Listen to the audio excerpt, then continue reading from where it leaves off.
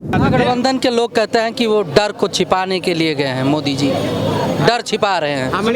हमने तो 400 का टारगेट दे करके विपक्षियों को सोचने पे मजबूर कर दिए और 400 पार करेंगे और सरकार बनाएंगे, पर तेरा क्या होगा कालिया 4 तारीख को। मोदी जी ना दिलेर है और दिलेर डरते नहीं हैं। डरते कौन है? तो दल्ले डरते हैं। तो दल्ले डर रहे हैं, डरने दिया जाए। मोदी जी दिलेर हैं और दिलेर फिर से आएगा 4 तारीख को, हम देखते हैं। सर कोई बड़ा काम करने जाते हैं ना तो पहले हम भगवान के सामने हाथ जोड़ते हैं, मत्था टेकते हैं कि हमारा काम सफल हो। तो मोदी जी का है इसमें दिक्कत क्या है? कह रहे हैं 400 पार होगा, महागठबंधन का होगा। महागठबंधन का 400 पार। महागठबंधन अगर जीत की बात आज भी कर रही है तो आप स्पष्ट कहिए, लगता है ऐसे जैसे वर्ल्ड कप जीतने का सपना वो देख रहा है जिसका हर बॉल पे विकेट गिर रहा है। तो नमस्कार और स्वागत है आप सभी का। दोस्तों मैं ध्रुव और आप देखना शुरू कर चुके हैं डेली न्यूज इंडिया। लोकसभा चुनाव 2024 के 7वें चरण का मतदान बाकी है, मतलब होने वाला है, कल हो जाएगा। लेकिन आपने देखा होगा जैसे चुनावी प्रचार खत्म हुआ तो हमारे देश के प्रधानमंत्री साधना में लीन हुए, यानी कि कन्याकुमारी गए, साधना में लीन हो गए। लेकिन जितने भी विपक्षी पार्टियां रही हैं, कहीं ना कहीं अपने बयानों के माध्यम से या तो उपहास किया या तो मजाक बनाया। अगर प्रधानमंत्री साधना में गए या चुनाव खत्म होने के बाद जो है रेस्ट करने गए या कुछ भी हो, लेकिन अगर जिस प्रकार से महागठबंधन के लोग आरोप प्रत्यारोप और बयानबाजी कर रहे हैं, किस हद तक सही है, लोगों से जानना चाहेंगे। क्या नाम है? शिवम मिश्रा, बिहार से। अच्छा मिश्रा जी, कहाँ? बिहार के रहने वाले? बिल्कुल। अच्छा, बिहार में क्या माहौल है इलेक्शन का? मोदी में है, पूरा बिहार पूरा भारत मोदी में है। महागठबंधन तो कह रहा है कि अब की जो है 39 के 39 सीट जो है लेकर आए। आप उल्टा बोलिए, महाठगबंधन बोलिए। हाँ, क्योंकि चोर लुटेरों की पार्टियां हैं ना, सब एक जगह हो गए तो इनको ठगबंधन कहिए आप।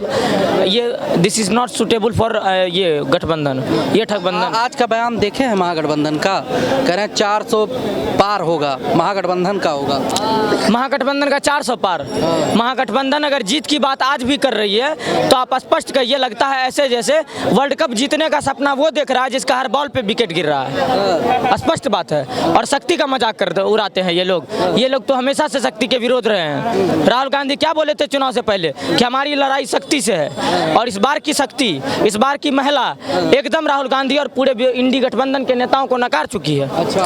और मोदी जी हमेशा से आस्था से जुड़े हैं। जब उन्होंने राजनीतिक में कदम नहीं भी रखा था तब भी वो आस्था करे थे, तब भी वो तपस्वी थे। और आस्था में इतनी शक्ति है कि जो उन्होंने भगवान डायरेक्ट उनको देखिए कहाँ से नहीं कहते कि अर्श से फर्श से उठा के अर्श पे ला दिए, तो वो शक्ति है। अब मान लिया साधना में लीन है मोदी जी, महागठबंधन की जितनी पार्टियां हैं सब अपने बयानों में कुछ इस प्रकार से बयान देती हैं कि कहीं ना कहीं मजाक बनता है। क्या कहेंगे सर? देखिए, पागल खाना के पागलों का बयान का कोई वैल्यू नहीं है इस देश में, ठीक है। ये लोग सारे विपक्ष बौखला गए हैं, इनके पास कोई मुद्दा नहीं है। ये लोग कभी कुछ से कुछ बोलेंगे, कभी। अब अगर वाराणसी में रहते मोदी जी तो कहते कि मोदी जी वाराणसी में इसीलिए है क्योंकि वहाँ चुनाव होने वाला है, वहाँ कुछ गड़बड़ करने वाले हैं। और अगर कन्याकुमारी में तपस्या कर रहे हैं तो इनको वहाँ से भी दिक्कत है। देखिए, सामने वाले को धर्म, आस्था, सभ्यता, संस्कृति से कोई लेना देना रहा नहीं है शुरुआत से ही। ये बाबर को मानने वाले लोग हैं, बाबर की मजार पे चादर चढ़ाने वाले लोग हैं, पाकिस्तान जाकर के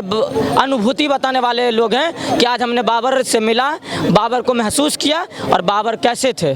बताओ यार, 600 वर्ष जिनकी गुलामी की है भारत ने, आप उनकी तारीफों के पुल बांध रहे हो और आप आस्था पे सवाल उठा रहे हो। आस्था पे तो विपक्ष वाले ने हो जाता तब जाते प्रधानमंत्री, कोई जरूरी था कि 7वें चरण का चुनाव बाकी है उसी में जाए? क्या दिक्कत है? दिक्कत क्या है? एक मिनट, रायबरेली क्यों गए वो मंदिर में? चुनाव के बाद जाते, वो क्यों गए थे मंदिर? अगर कहीं पूजा पाठ करने के लिए चुनाव बिताने के बाद जाना पड़े फिर तो ला लेते भैया। हमारा मन है, मुझे आज पूजा करने का मन करेगा, मैं आज जाऊंगा पूजा करने। लोगों के कहने से होगा क्या? विपक्ष तो हमेशा ही आरोप लगाते रखते हैं। देखिए, विपक्षियों के लिए एक शायरी के माध्यम से बोलना चाहूंगा कि कोहनी पट्टी के लोग, टुकड़ों में बिके हुए लोग, मोदी को हटाने की बात करते हैं। ये गमले में उगे हुए लोग, ये गमले में उगे हुए हैं, ठीक है। इससे ज्यादा नहीं बढ़ेंगे विपक्ष जो है ना, इससे ज्यादा नहीं बढ़ेगा। यानी कहने का मतलब क्या है, विपक्ष ज्यादा से ज्यादा लेगा, 50 से 100 सीटें लेगा और हम प्रचंड बहुमत के साथ आएंगे। और फिर 4 तारीख के बाद पूछेंगे इनसे कि भैया तुम तो हमारे पूजा पाठ करने पर भी रोक लगाना चाहते थे। गठबंधन के लोग कहते हैं कि वो डर को छिपाने के लिए गए हैं मोदी जी।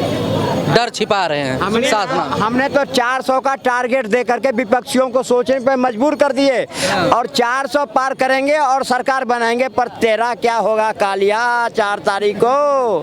एक चीज सुनिए, देखिए एक मिनट सर, मोदी जी ना दिलेर है और दिलेर डरते नहीं हैं। डरते कौन है? तो दल्ले डरते हैं। तो दल्ले डर रहे हैं, डरने दिया जाए। मोदी जी दिलेर हैं और दिलेर फिर से आएगा 4 तारीख को, हम देखते हैं। सर कोई बड़ा काम करने जाते हैं ना तो पहले हम भगवान के सामने हाथ जोड़ते हैं, मत्था टेकते हैं कि हमारा काम सफल हो।